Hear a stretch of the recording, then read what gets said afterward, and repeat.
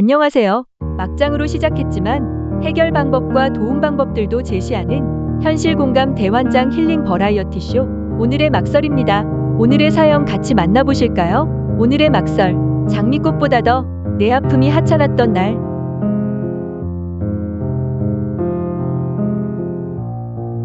안녕하세요. 오늘은 잊혀지지 않는 하루를 이야기하려 합니다.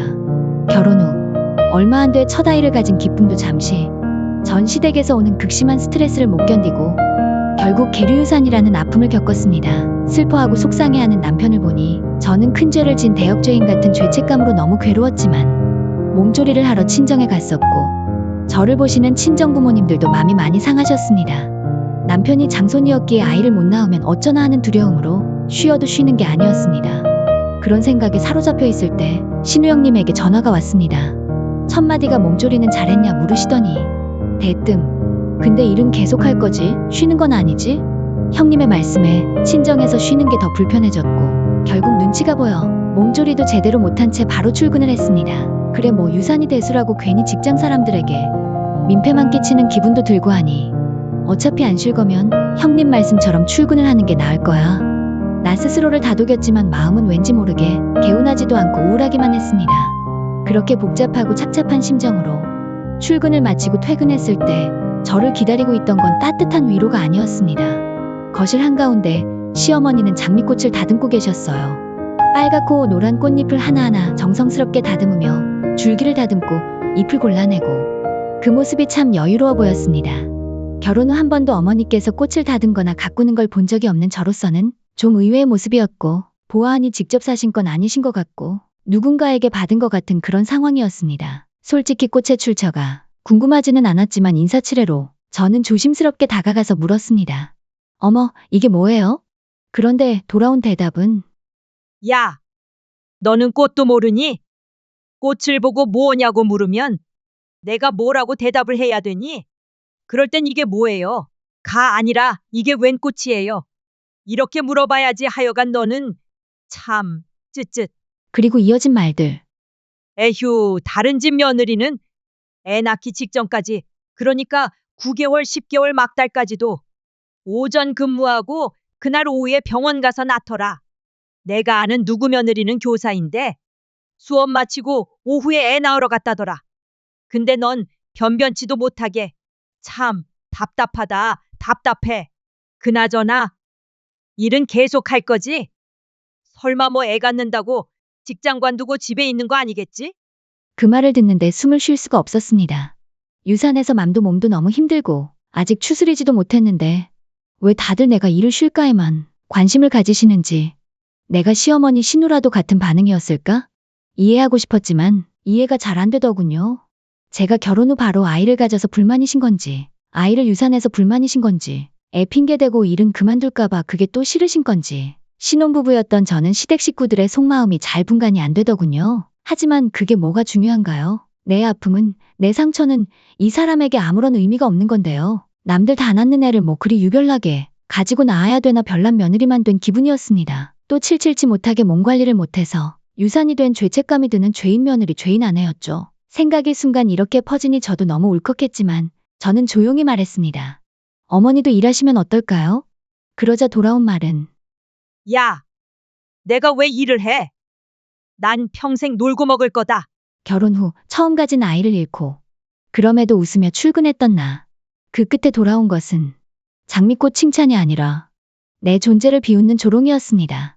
아이가 그리 돼서 어쩌냐. 놀랐겠다. 몸은 괜찮은 거냐. 아이는 또 가지면 된다. 몸이 힘들면 직장을 관두고 좀 쉬면 어떻겠니. 무엇보다 중요한 건 며느리 내가 건강한 거다. 그거면 됐다. 너무 소설 속에 나오는 환상의 시어머니 멘트일까요? 이런 걸 기대한 제가 너무 바보 같죠. 잠시 그런 생각을 하니 더 서러웠지만 나는 또 참았습니다. 분노를 삼키고 눈물을 삼키고 아무 일 없는 척 제 방으로 돌아갔습니다. 그런데 지금도 묻고 싶어요. 정말 이게 맞는 걸까요? 이런 대우를 받으며 사는 게 당연한 걸까요?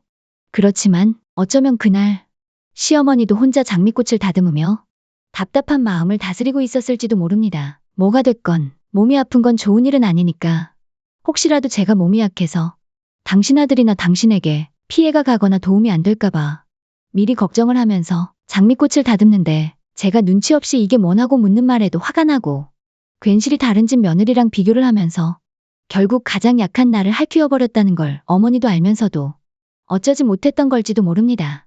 하지만 아픔과 두려움은 아픔으로 덮을 수 없습니다. 내 상처는, 내 존재는 그 누구의 화풀이로도 정당화될 수 없습니다. 그날 유산을 한 건 당신 잘못이 아닙니다. 당신은 아팠고 상처받았고 그럼에도 예의를 지키려 했습니다. 누구보다 강했던 겁니다. 다음에 또 그런 순간이 온다면 꼭 기억하세요. 내 아픔을 깎아내리는 사람에게 나는 내 마음을 내어줄 필요가 없습니다. 상처를 준 사람에게 내 존엄까지 내어줄 필요는 없습니다. 당신은 잘못한 게 없습니다. 감정의 해부학이란 책에 따르면 극심한 스트레스와 감정 억눌림은 몸에도 깊은 흔적을 남긴다고 합니다. 한의학에서는 억울함, 슬픔, 분노 같은 감정을 간의 기운을 막히게 하는 요인으로 봅니다. 간의 기운이 막히면 기운이 제대로 흐르지 못하고 가슴 답답함, 만성 소화불량, 두통, 불면증, 우울감으로 이어질 수 있습니다. 또 스트레스를 받을 때 우리는 무의식적으로 목과 어깨를 움츠리고 턱을 깨물게 됩니다.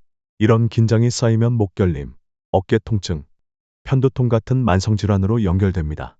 특히 유산 이후 여성의 몸은 출산 후 못지않게 약해진 상태입니다. 한의학에서는 이를 산후와 다름없는 회복기로 보고 기혈을 보충하고 냉증과 기혈을 막는 관리를 강조합니다. 제대로 회복하지 않으면 만성 피로, 관절통, 허리 통증, 면역력 저하 등이 발생할 수 있습니다. 이럴 때는 보혈과 보호를 도와주는 한약 처방과 몸을 따뜻하게 보호하는 식이요법, 미역국 같은 음식 등이 필요합니다. 또한 심리적 스트레스 해소를 돕기 위해 부드러운 추나요법, 경혈자극 치료를 병행하면 몸과 마음의 균형을 되찾는 데 큰 도움이 됩니다. 물리치료에서는 경추 주변 근막 이완 치료와 목 어깨 스트레칭 프로그램을 통해 몸의 긴장을 풀고 스트레스로 인한 신체 증상을 예방할 수 있습니다.